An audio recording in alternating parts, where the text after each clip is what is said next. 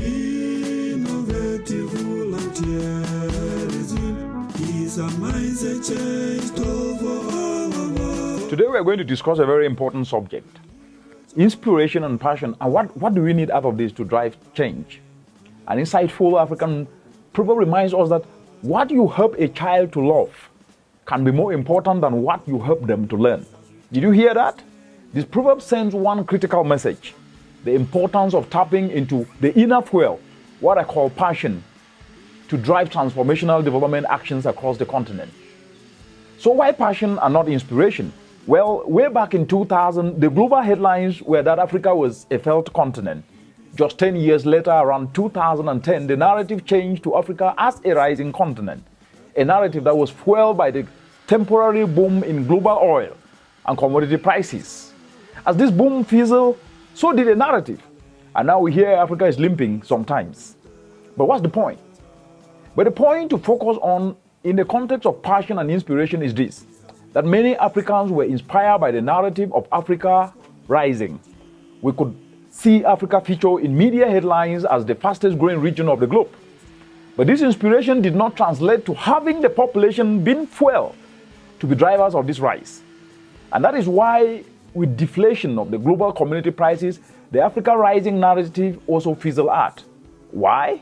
Because regardless of how inspiring this narrative was, it did not translate to citizens taking different actions that would make the rise a realistic, inclusive, and sustainable to weather economic turbulence.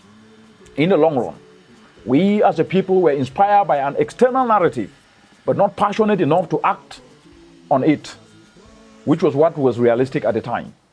This example brings out the difference between passion and inspiration in the context of Africa's transformational climate-resilient development.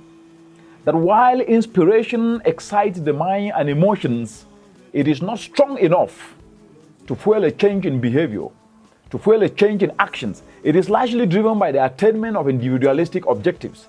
In this case of the Africa Rising narrative, the inspiration came in the form of self-pride for Africans, as these headlines were a welcome break from the stereotypical negative bad news habitually projected about the continent. This inspiration, however, could not fuel change because it did not elevate individual Africans to live a life of purpose much greater than themselves. To most of the 1.3 billion citizens, this was an accolade that we could not attribute our tangible input into. This is what inspiration does. It hypes the mind without substance.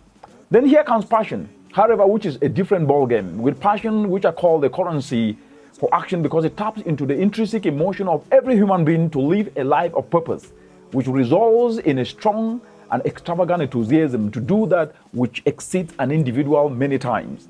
And real and unadulterated purposeful living is that which causes a person to do that which touches many lives way beyond their immediate circle. It is that which causes an individual to bestow upon themselves the responsibility of doing that which touches many lives, even when they do not see a direct personal benefit. With passion comes humility, because the focus is not on self, but on the positive difference being made in others. Passion is fulfilling, as one acts on a life purpose. But with inspiration, it is not because it is driven by external factors most of the time. Most time, people are inspired to attain that which they have seen, not that which has risen from within them. But with passion, it is not driven by immediate self-gains or impacts. Most importantly, passion must be founded on a genuine love, on a genuine kindness for humanity. And these are the building blocks for selflessness that runs all through a passionate individual. So why do we need passion in the continent today? Well, one of the monumental challenges that Africa faces today, whether we like it or not, that urgently needs a dose of passion in every citizen is the youth unemployment. From country to country across the continent, it is hard to come across any country in the continent that does not have a job creation plan, that doesn't have a strategy, policy, initiative, or even a series of them. But the big question we must ask is, why isn't this problem being solved?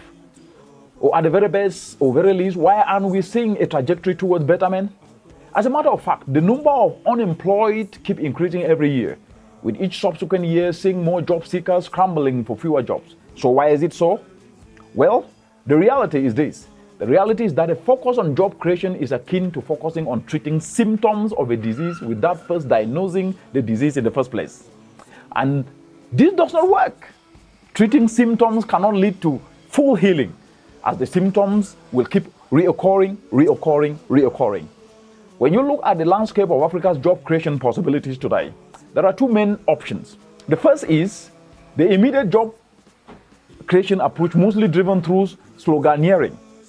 This approach introduces a divide and a debate, with one side demanding for jobs as a right, and the other side responding in kind by making unrealistic promises to deliver jobs. The second option is one where jobs are a consequence, where jobs are an offshoot of a process that is self-sustaining. Did you hear that? And that process is called wealth creation. But we don't focus on this. We see across the continent, this is the effective way to go about wealth creation. And how do we create wealth? That's the question. We create it by demonstrating value in turning challenges into opportunities, leveraging on our strengths, not weaknesses. And I know you ask, what are these strengths? Well, first is the people themselves. The people are endowed with talents, with skills that can be refined to further skills in diverse areas that can then be deployed to turn challenges we face into opportunities. And the second strength is policy processes. Yes, policy is the biggest driver of change. This needs to be moved from boardrooms to be more focused on incentivizing what has been proven to work by the actors on the ground, who are the informal sector players across the entire African continent and the young people.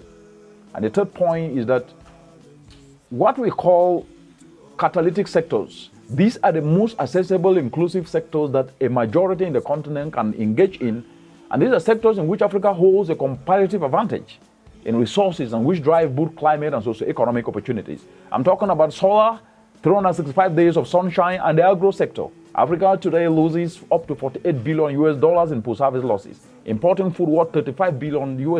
This is approximately $83 billion that can be recouped annually by simple decentralizing clean energy solutions of climate action to be able to reverse the post-harvest losses. And these will reduce the importation and create opportunities for everyone across the entire agro value chain. If job creation efforts can be coalesced around investing into these areas, be it through youth training to ensure they are focused on solving the post-harvest losses and food import challenge by devising different solutions, be it in clean energy, in ICT, in logistics, incentivizing finance, especially through accessible low-risk structures like communal cooperatives in communities to encourage more informal sector investment into these areas. Among other incentivizing action, Africa will see creation of enterprises that are self-sustaining because they are driven to solve pertinent challenges in the community competitively. And this will be how losses will be converted to wealth and sustainable jobs. Did you hear that? But however, driving this paradigm will call for more purposeful pursuits by individual citizens, as well as policy actors where decisions are driven by a sole desire to touch lives. Purpose, passion, unborrowed vision is the triple play that Africa needs today to drive transformational, climate-resilient development. Anything less is short-lived at best and only compounds the scenario we have been seeing. Thank you.